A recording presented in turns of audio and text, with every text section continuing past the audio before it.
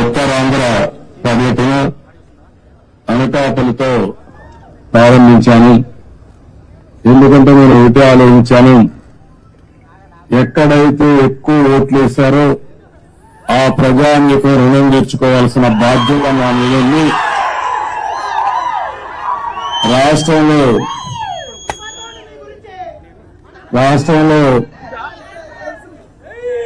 ఎక్కువ ఓట్లు ఉన్న ప్రాంతం ఈ ప్రాంతం ఎక్కువ పడింది. ఈస్ట్ గోదావరి, వెస్ట్ గోదావరి తర్వాత విశాఖపట్నం అయితే 5 లక్షల ఓట్లు పడ్డాయి. ఒక్కొక్క నియోజకవర్గంలో 70-80 వేల ఓట్లు పడ్డాయి. ఇక్కడ కూడా రమేష్ గారిని మీరు ఎంపీగా గెలిపించారు, అనిత గారిని ఎమ్మెల్యేగా గెలిపించారు. మామూలు మెజార్టీ కాదు, కళ్ళు తిరిగే మెజార్టీతో గెలిపించారు. అందుకే నేను కూడా మీ రుణం తీర్చుకోవాలని నేరుగా ఇక్కడికే వచ్చా. నేను ఒకటే మీ అందరికీ విజ్ఞప్తి చేస్తున్నా, భగవంతుడు నాకు ఎంత శక్తి ఇస్తే అంత శక్తి ఉపయోగించి మీ రుణం తెచ్చుకుంటాం. ఈరోజు మీరు చూస్తే ఒక పక్క తెలుగుదేశం, ఇంకో పక్క జనసేన, ఇంకో పక్క బీజేపీ, 3 పార్టీలు కూడా కూటమిగా ఏర్పడి ఎన్డీఏలో మనం ముందుకు పోయాం. మీరు చూస్తే ఏదైతే అరాచకాలు చేసిన వ్యక్తిని, తప్పులు చేసిన వ్యక్తిని ప్రజాకోర్టులో ఏ విధంగా శిక్షించారో మొన్న ఎన్నికలకు ఉదాహరణ మాత్రం. ఎవరైనా సరే రాజకీయాల్లో విడిగితే వాళ్ళని కరెక్ట్ చేసే శక్తి మా ప్రజానీకానికి ఉంది. అదే మొన్న జరిగింది.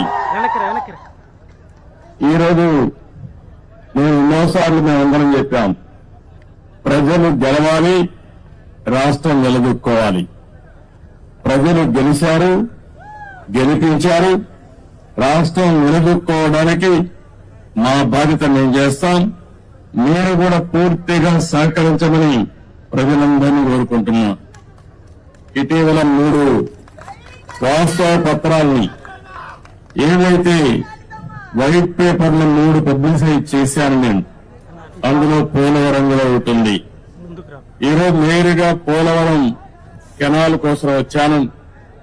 ఉత్తరాంధ్ర సుజల స్రవంతి, ఈ ఉత్తరాంధ్ర సుజల స్రవంతి పూర్తి చేస్తే అనకాపల్లి జిల్లా గాని ఈ ప్రాంతం అంతా కూడా బ్రహ్మాండంగా అభివృద్ధి అయ్యే పరిస్థితి వస్తుంది. ఒక్క అనకాపల్లి జిల్లాలో 2,80,000 ఎకరాలకు నీళ్లు ఇచ్చే అవకాశం వస్తుంది. త్రాగునీటి సమస్య పూర్తిగా పరిష్కారం చేసే పరిస్థితి వస్తుంది. మీరు ఒక్కసారి చూస్తే నేను ఆ రోజు పండు చేసిన 5 ఏళ్ల గుడిపు ఎక్కడుందో అక్కడే ఉన్నాయి, వేసిన దొంగలు అక్కడే ఉంది. ఏం తమ్ముళ్ళు ఒక్క ఇటుకేమైనా పని చేశారా అని మిమ్మల్ని అడుగుతున్నా. ఏమన్నా ఎక్కడైనా ఒక తట్ట మట్టి వేశారా అని నేను అడుగుతున్నా. వీళ్ళు చేసింది గోతులు దిగారు, గుంతలు తీశారు. బాగు చేయలేదు కానీ గుంతలు తీసే పరిస్థితికి వచ్చారు. ఈరోజు మీరందరూ ఆలోచిస్తే Uttarandhra Sujala Sravanthi left main canal 214 కిలోమీటర్లు రావాలి.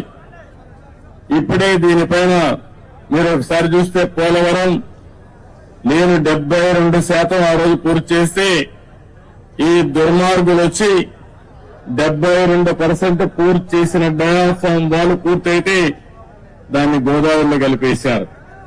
కాల్ఫర్ డ్యాములు డ్యామేజ్ అయినాయి. 2021 జూన్కు నీళ్లు రావాల్సిన పోలవరం ఇప్పుడు ఎప్పుడు వస్తుందో చెప్పలేని పరిస్థితి తీసుకొచ్చారు. ఏదేమైనా పోలవరం ఈ రాష్ట్రానికి ఒక వరం.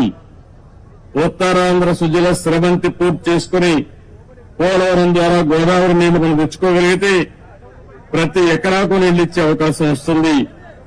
కరువు అనే సమస్య ఉండదు. అందుకనే ఈరోజు ఇక్కడికి వస్తానని ఒకటే ఆలోచించాను. పురుషోత్తపట్నం లిఫ్ట్ ఇరిగేషన్ పెట్టాం. ఇంకో పక్కన అక్కడనే పుష్కర లిఫ్ట్ కూడా ఉంది. 2 లిఫ్ట్లు చూస్తే పోలీస్ అరవాల్సిన పని లేదు. ఆ లీడర్స్ పంపి అక్కడ నిలబడుకుంటారు. మీరు అనవసరం గొడవ చేయొద్దండి.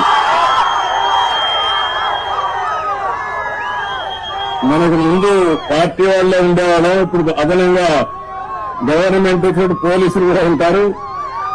మన లీడర్స్ జాగ్రత్తగా ఆర్గనైజ్ చేసుకోండి.